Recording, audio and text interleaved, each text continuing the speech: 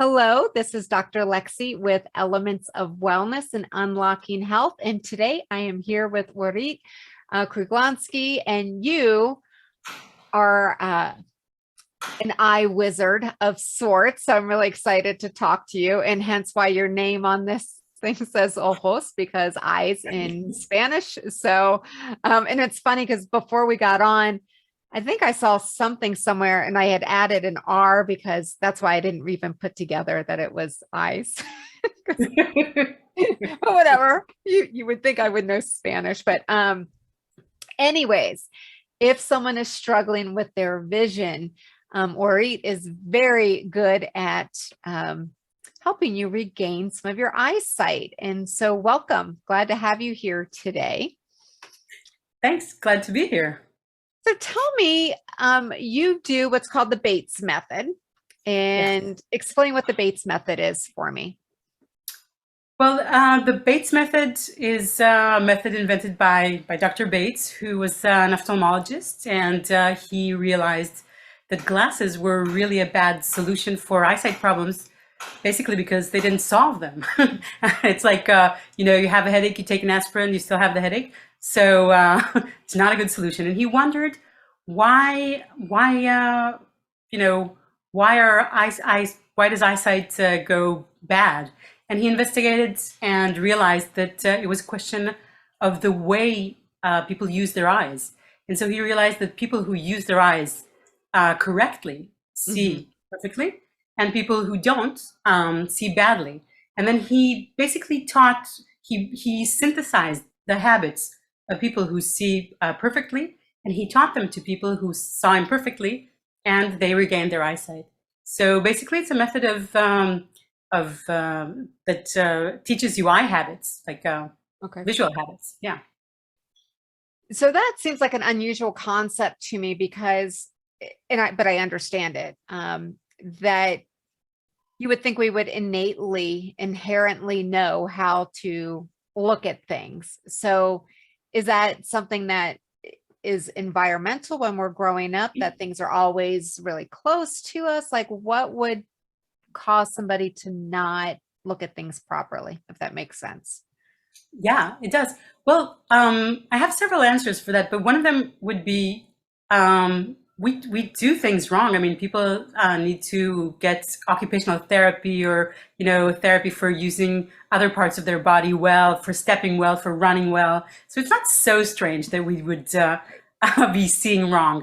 But actually, eyesight problems are sort of a defense mechanism, and we usually develop our eye problems when we're going through a complicated moment emotionally.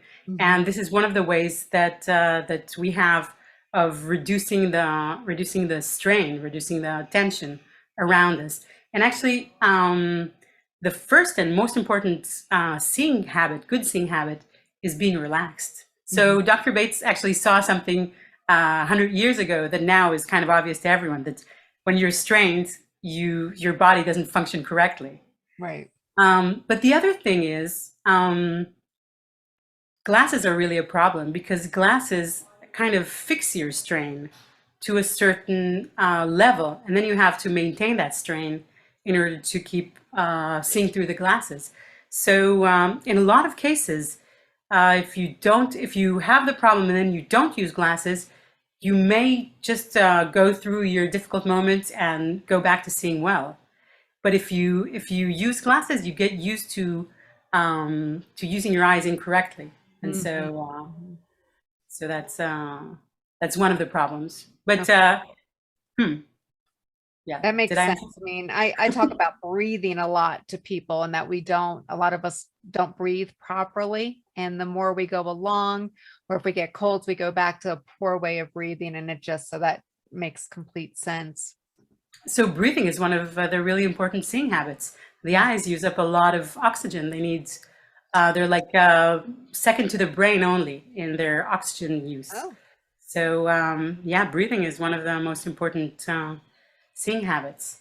So if you have correct breathing, you already have one. Okay, I had no idea about that. And the other one is blinking. So are there any special tests that people need to do before they get started with the Bates method? No, the Bates method is actually very easy and user friendly. Bates himself was a doctor, and he was actually teaching at the ophthalmology university or something until they kicked him out for regaining everybody's eyesight. There, they were like, no, that's not possible. That's not happening. Out you go. And so when he was rejected by the scientific community, he just turned to he noticed that his method was so easy that anyone could learn it, and he started teaching just people who were interested, and that's how it got to us, because the Okay. scientific community was really not into it. Mhm. But actually the Bates method is so easy that children can teach it, and if you read Bates books, you see how children who Bates helps regain their eyesight go and teach their classmates, and they regain their eyesight. Awesome. Awesome. Now, I know you've had your own experience with the Bates method, and so you're very passionate about what you do because of your own experience. So can you fill me in a little bit on what that was like? So I started out with 8.5, negative 8.5 diopters. Well, I mean, I started out with when I was like 7 with 1.25, and then the doctors told us that I should wear my glasses always, because if not, my eyesight would get worse. So I did, and it did get worse. It got all the way up to 8.5 diopters negative. And then when I was 38, I was studying osteopathy, and I realized that it's kind of strange that the body has this amazing ability to heal itself when we remove what's blocking it. Mm-hmm. And I was like, and why wouldn't the eyes? And so I started searching for a method, and I found the Bates method. And it took me about 4 years to take off my glasses. I don't use glasses anymore. And I'm still working on like the last bit of clarity. But I live glass free. I don't use them for anything. And the interesting thing about living without glasses, and I mean, it has to do with, I mean, people people usually assume that that if you want to that you first improve your eyesight and then you take off your glasses, but actually it's the other way around. So the interesting thing that you find out when you take off your glasses is that a lot of the things that we need to see, or that we need to protect ourselves from, or that we don't feel safe if we don't see them, are just like other people. So I mean, most of my students, their major complaint about taking off their glasses is not that they feel something will happen. They don't fall. They don't get into accidents. They even, ride their bicycles with no problem. The thing that most worries them is that someone sees them in the street and they don't say hello, and then people think that they're really impolite. Yeah. And that's like a major fear for people. Mm-hmm. And it was for me too, because it really, I don't know, it really seems that we ourselves are the most hostile thing in our own environment. We are our own worst enemies for sure. We are. Well, also our best friends. So I mean, but yes, society is kind of a hostile place. So with someone that's working with you, is there, generally, do they see improvement pretty quickly? I mean, I would assume that it would be different, obviously, person to person, but what can someone expect if they start to work on this? Yes, it's very different person to person. I personally am one of the worst students that I've seen. It took me about 1.5 years to see any improvement. But people usually see improvement within the first few weeks, but it's a momentary improvement. And also people see improvement in other things that are not, they're not exactly like the sharpness of the image. For example, people see colors brighter. Mm-hmm. People see 3D better. People have better perception of space. People feel more calm and less anxious. As I said, so eyesight problems are related to emotional difficulties, and I see sometimes with my nearsighted students that there's a reduction in dread, in like the feeling that things are going to turn out really badly. So all these things are things that happen when you take off your glasses and begin to improve your eyesight. So it's pretty amazing. Now, I don't know if this is possible, but since you mentioned the vibrancy of color, is someone that's colorblind, does that improve some or not? Or is No, it not as far as I know. okay? That's Okay, so it's just the acuity and the it's other things, right? Okay. it's just Um, it's just the other things. The color blindness seems to have to do with some genetic okay. defects with the way the light receptor cells that are divided into colors. So some of them are not there, or something like that. The Bates method doesn't work with colorblind, but it doesn't work. It does work with color perception Okay. for people who have normal color perception. Okay. How long does someone need to do these exercises for? Is it something they need to do on a regular basis, or, once they kind of get up to a certain point, they're good, and then maybe every so often for maintenance? How does that work? Basically, they're not exercises; they're practices, and the practices are of having good seeing habits. So once the good seeing habits are your seeing habits, you don't need to practice because you're actually practicing all day. So it's it's not like going to the gym. It's more You're not carving out time to do it. It's no, just we're using our eyes all day long, Mhm. and even at night, the eyes are active. So it's not so much carving time. I mean, you do have to find time to practice in the beginning because they're not your seeing habits. You have like the wrong seeing habits, Mhm. but really it has to do with some level of awareness throughout the day. And once you get there, once you get to the perfect eyesight, then apparently you don't have to practice anymore. But because it seems, the thing is that these are unconscious habits. Right, right. So you bring them to the consciousness in order to change them, and then they have to sink back in, because it's not like you don't have to like tell yourself, oh, I need to do this and that all the time in order to see. Right, I mean, people who see perfectly are totally not aware of it, are right. not aware of how they're seeing. So, You had mentioned that a big part of why we have vision problems is due to lifestyle. So what things are we doing that are making our vision worse? okay, so that's a great question. I love that question. Good seeing habits are what you practice when you're taking a walk in nature. So if you take a walk in nature, you're probably looking all around you because there are beautiful things and interesting things to see. And something calls your attention from the upper right corner or from the left, and there's like something passing by, and and you're just like, your eyes are going in all directions. And not only your eyes, because your head follows, and maybe even your body if you Mhm. lean to pick something up, or pick a fruit or something like that. And so you're changing your focal distance and your focal direction constantly, and you're looking at details, and you're just not stuck on one focal distance, Mhm. and your periphery is open, so you see things that are happening all around you. So those are like two major things: changing focal distance and focal direction, and being aware of the periphery. Mhm. And those are two things that we're not doing, because you stare at your computer, you don't look at details inside your computer, but rather look at the computer as like one whole Right. thing.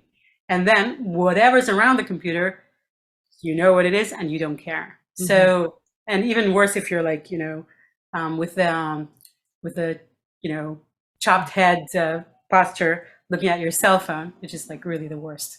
Right. Because you're looking at this like really small thing, and not caring about anything else that's going on. And I mean, it seems like there's stuff going on in the computer or in the cell phone, but really it's the same place, it's the same distance. There's no different depth, there's no different direction. You're just basically Mhm. staring at a sort of mirror. I think, and I had mentioned to you before that I had learned about the Bates method years ago. And I think the only thing that I ever really delved into was that changing the focal points, and that if I were outside, just to kind of take in the periphery, but then narrow it down and look at a leaf on a tree and then open it back up. And is that like something that is helpful to do, or am I totally off base? It's No. That's exactly what it is. It's like seeing the detail uh-huh. in the wider context of the periphery. So, I mean, really, the eyes have a very, very small focal point. It's, you can imagine a pixel. Mhm. So, that one pixel is where sharp vision, where super sharp vision is, and everything else around it is already like the realm of the periphery. Mhm. So you look at like one detail, and even in the leaf that you're looking at, you look at which part of the leaf you're looking at. But Okay. still, it doesn't make the forest disappear. It's still there, right? Right. And then the other thing is that's very important is seeing the movement.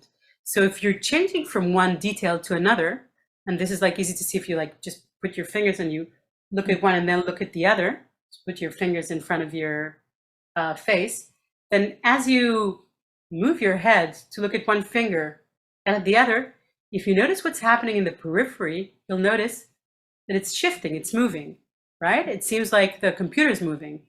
So that movement, which is, we can see it best when we're like on the train, and the trees seem to be moving backwards, is called the opposite, or the apparent movement. And it's this movement that occurs when we change our focal point.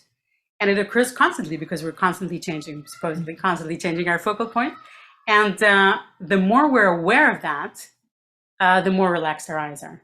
So really to be aware of that movement, even when you're just like moving your head a little bit, just be Mhm. aware that everything around you is kind of shifting, because your point of view is different. Mhm. Mhm. So actually, these two things, or these two and a half things, like the small center, the wide periphery, and the movement.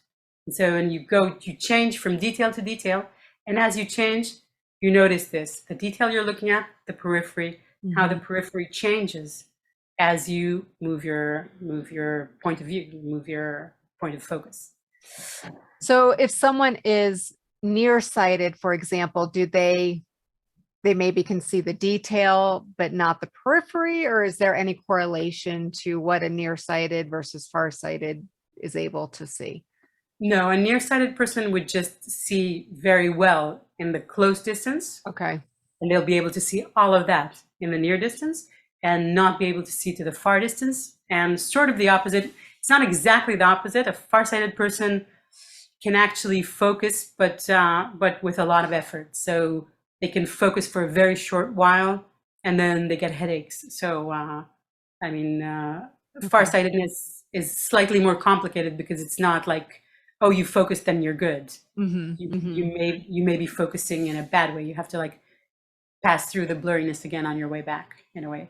But really, the first thing to do is to relax your eyes. And to relax your eyes, the best way is just like to take a little eye nap by palming, by using the palms of your hand to cover your eyes and give them darkness and warmth. But And keep if you your do that eyes open, right? Aren't you supposed to with keep your your eyes eyes closed, open? Oh, eyes closed. closed with that? Okay. Yeah, you close your eyes, you cover them, and so you perceive the darkness, Uh-huh. and just the eyes have no work, Nothing to nothing to look look at. at, Mhm. and they rest. And that's where I usually start with my students. I start by uh, beginning to eliminate the tensions that are accumulated in the eyes, and Mhm. then as we progress, we want to eliminate the tensions before they form, right? So you have to like dynamically get rid of the tensions, which means all this like changing the focal distance and noticing the movement and all of that. And you also want to, eliminate the tensions that you've already accumulated uh, from years and years of doing it wrong. I've probably realized over the years, like I would always say my eyeballs are tired, right? I'm not tired, but my eyeballs are tired. Or when I get migraines, I feel like my eyes ache and they get blurry. And I know it's because I can literally feel the strain on my eyes, like everything else is fine. And And then the more I try and squint for things, right? I'm always worried about the wrinkles on my forehead, but I can feel because of the tension behind my eyes that I tend to, my whole face then becomes tense all at one time. Is that normal? I mean, do you have any idea? I would say don't squint. Yeah. Squinting is a tense practice. Yep. But you can use pinhole glasses. If you give me a second, I'll bring them. You know about those? Yep. I know about pinhole glasses.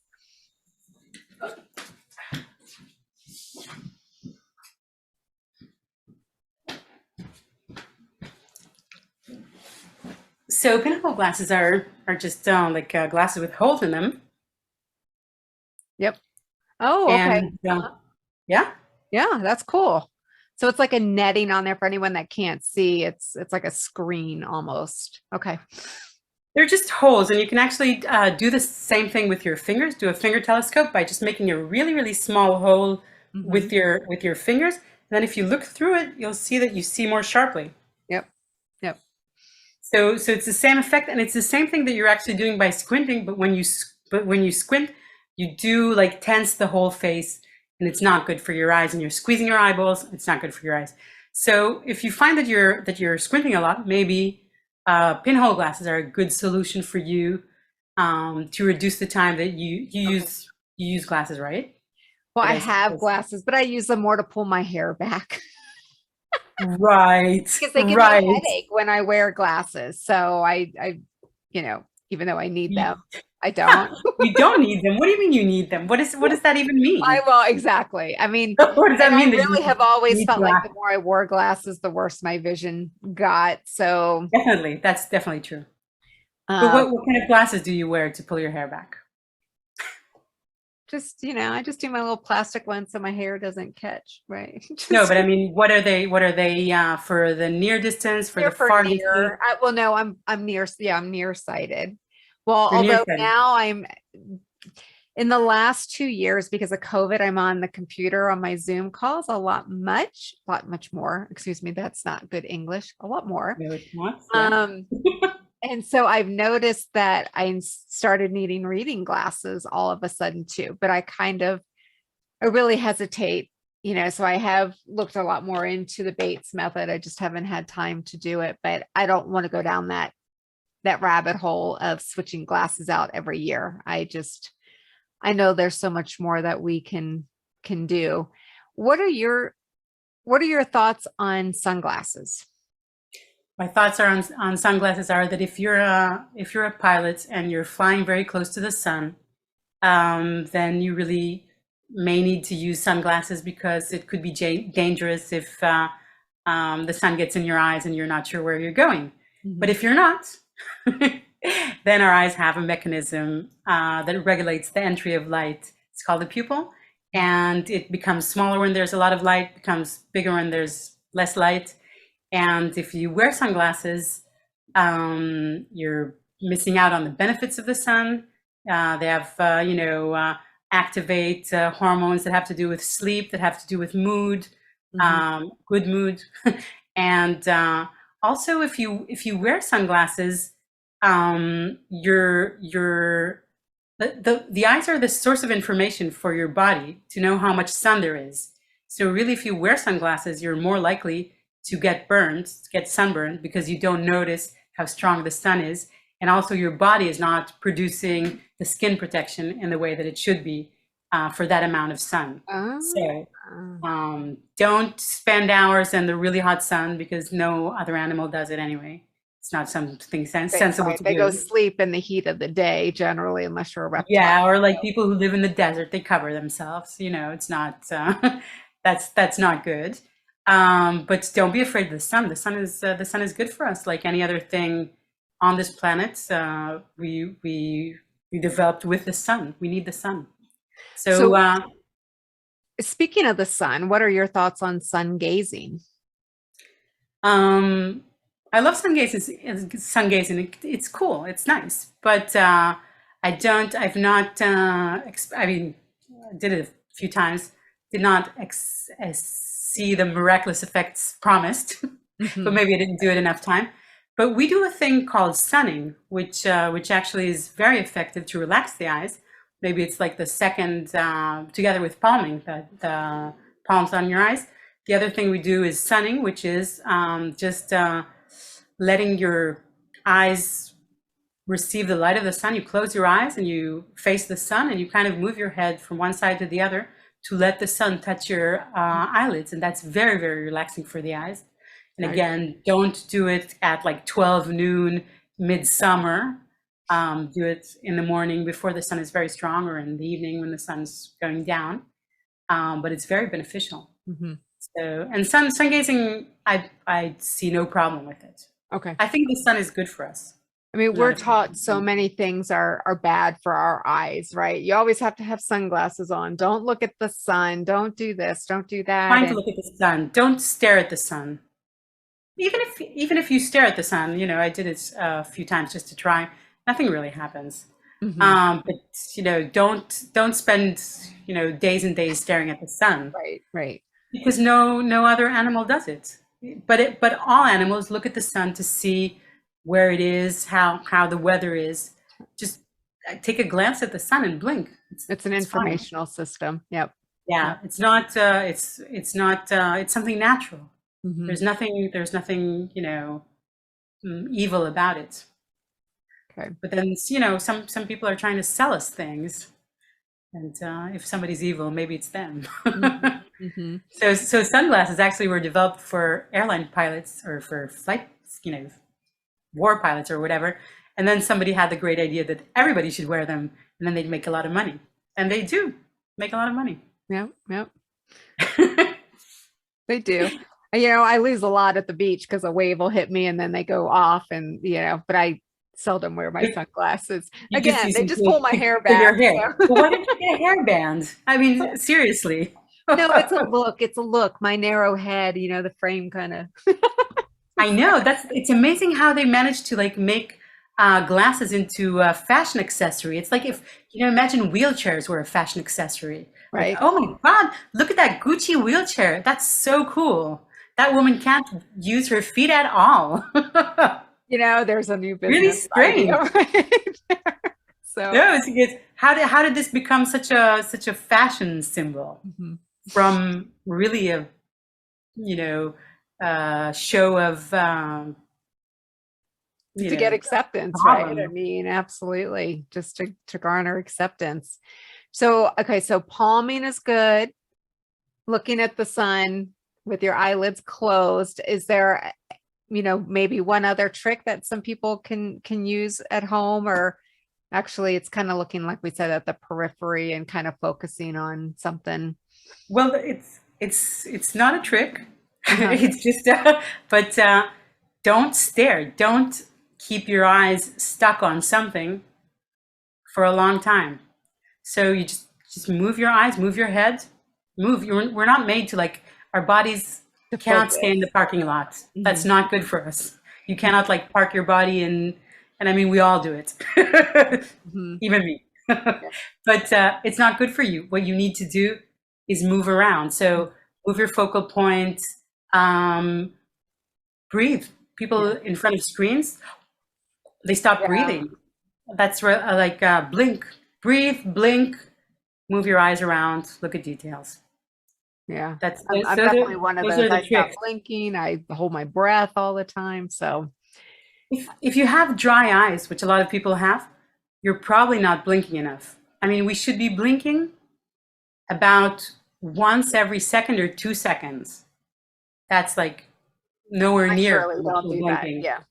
And lower blinking is also related to a tense situation, because in what situation do we not blink? We don't blink when we're staring because we're scared, because there's a spider in front of us and we don't want to lose sight of it because it's gonna, you know, bite us or something. So the same thing about like the tunnel vision, right? That when we're looking at something and not taking our eyes off of it, it's because we're in grave danger.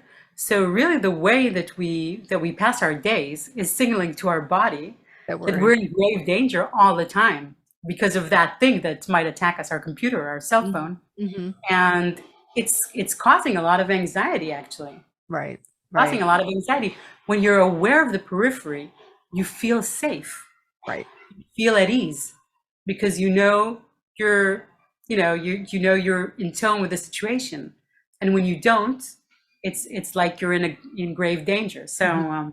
don't be in grave danger from your computer. Won't attack you. You can breathe and blink. It's more just a sense of frustration than danger for me. You know, I like what you said about animals and kind of how they handle things, because when I look at my dog, his eyes are always going everywhere, even at home in a safe condition, right? And every time I Right. try and get him to look at me, he's like all over the place. So that makes sense. So if you ever want to maybe kind of take a look back and just mimic your pets, you know, and what they're doing and how they're looking.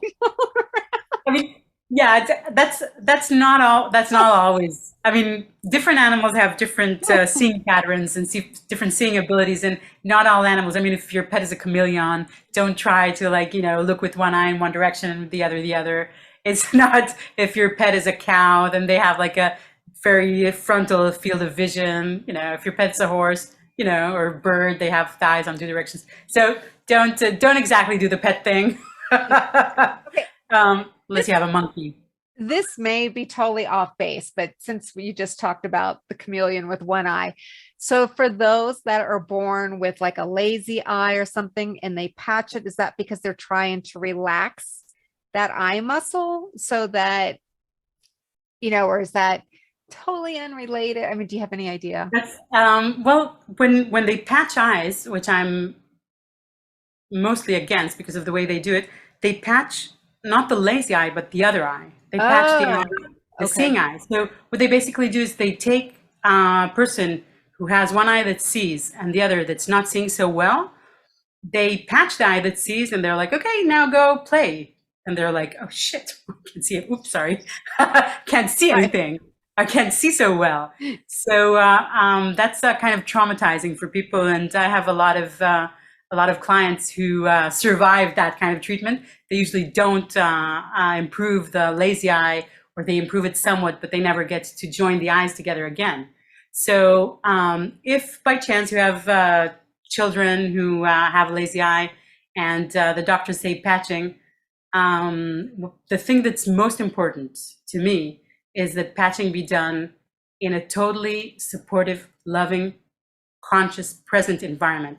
So, I mean, you can patch for 5, 10 minutes, not for 3 hours, and let them go play.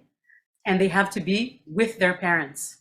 They have to be in an environment where they feel that they're safe, that they're protected, and that we're doing something together. And actually, I tell parents to patch themselves as well, because even if you don't have a lazy eye, you patch one eye, and then you'll see it's not that comfortable. So if you Right. think the kid can just somehow deal with it, then you try deal with it first. Mhm. So yeah, that's about the patching thing. Okay.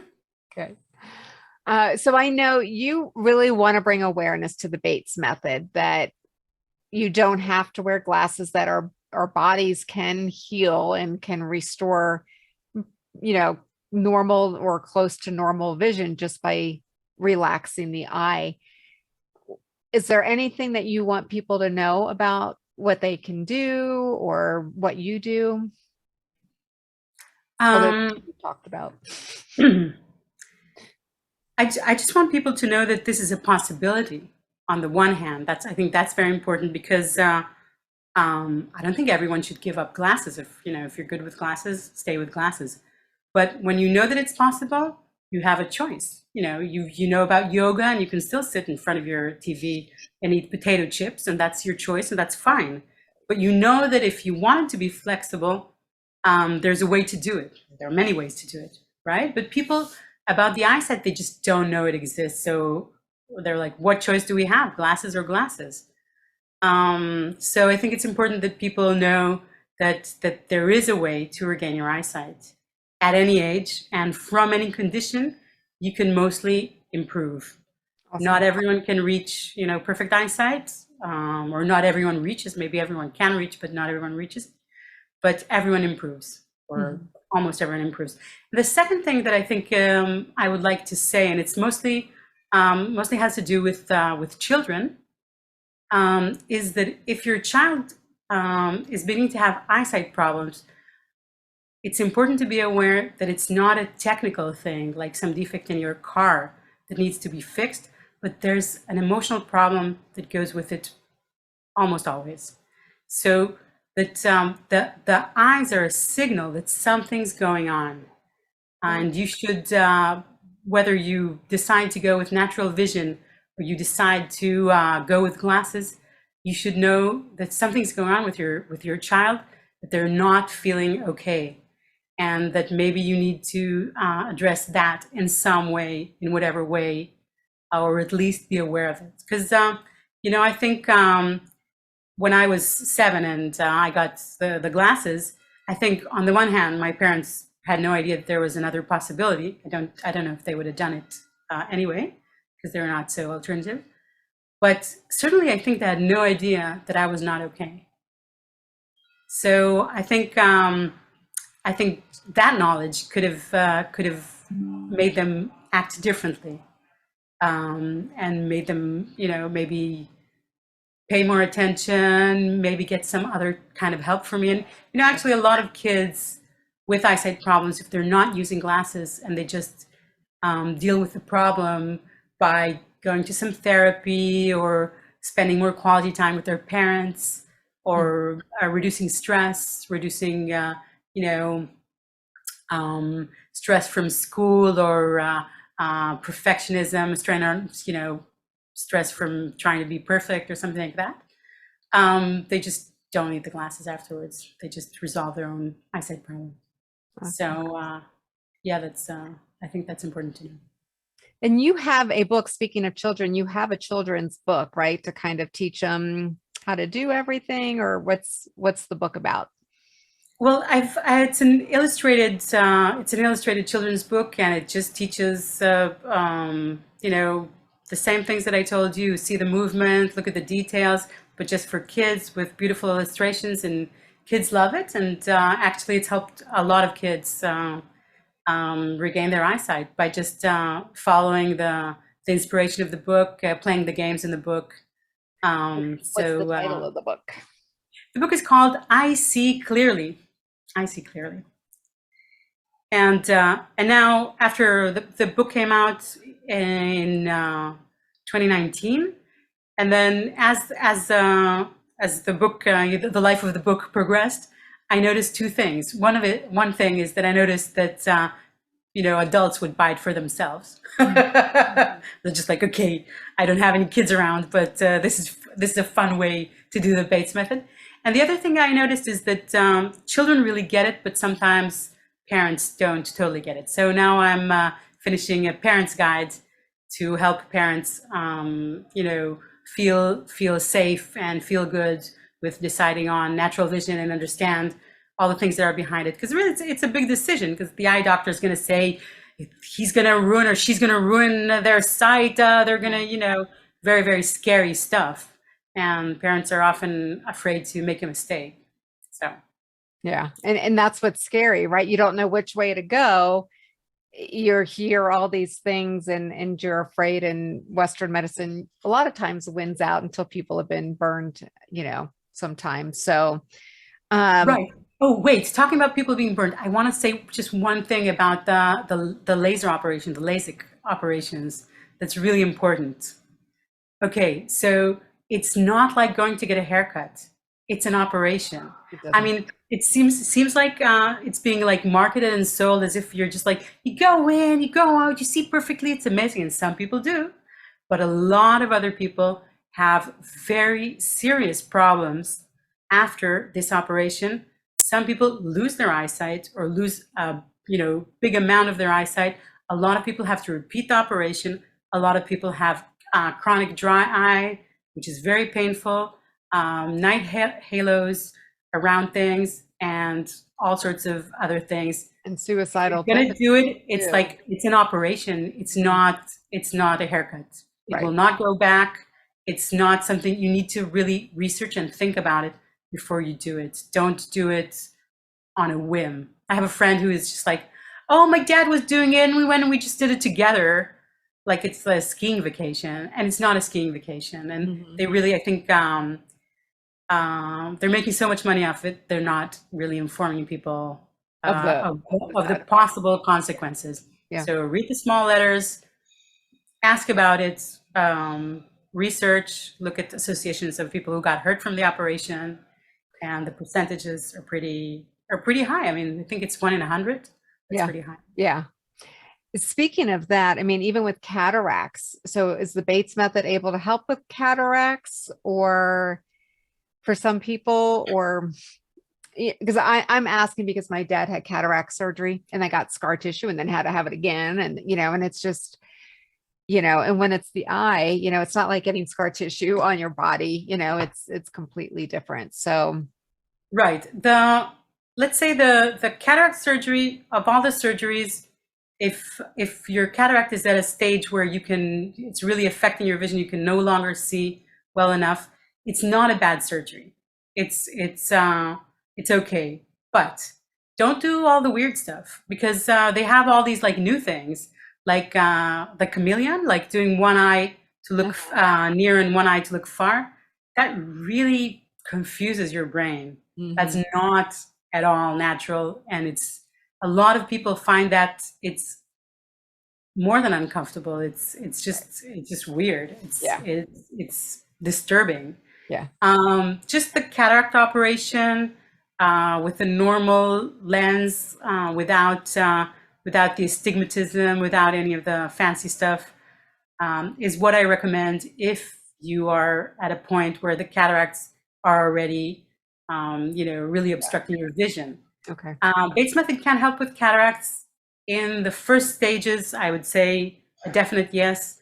Later on, maybe yes, but most people actually don't have what it takes to reverse a cataract, or maybe the Bates method doesn't have what it takes to reverse cataract for old people.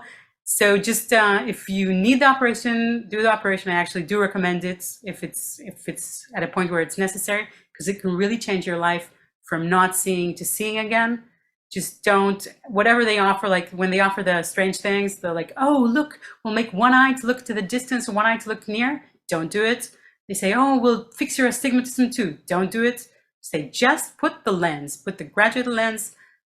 Let me be able to see from near and far, maybe sunglasses for the near distance, for instance. But yeah, just don't do the experimental stuff, because they're experimenting on you. Yeah. Yep. Now, where can people get the book that you have, I See Clearly? You can get I See Clearly on Amazon. Okay. Or you can get it in seeing.org, which is Bates Method International site, but then it ships from England. So I don't know if your people are in the States, then probably Amazon would be the best way to get it. And if someone wanted to reach out to you to work with you, I know you do some virtual care as well. How can someone reach you? Yeah, you can go to my website, eyesightclearly.org, and or you can write an email to me, which is just my name, Orit Kruglanski, or oritojos@gmail.com. And yeah, and I'll be happy to help. But if you go to my website, it's all there. eyesightclearly.org. All the information is there to like book a class, the online courses that I have, free resources that I have, some videos that I have about how to get started with the Bates method. Okay. So it's all there.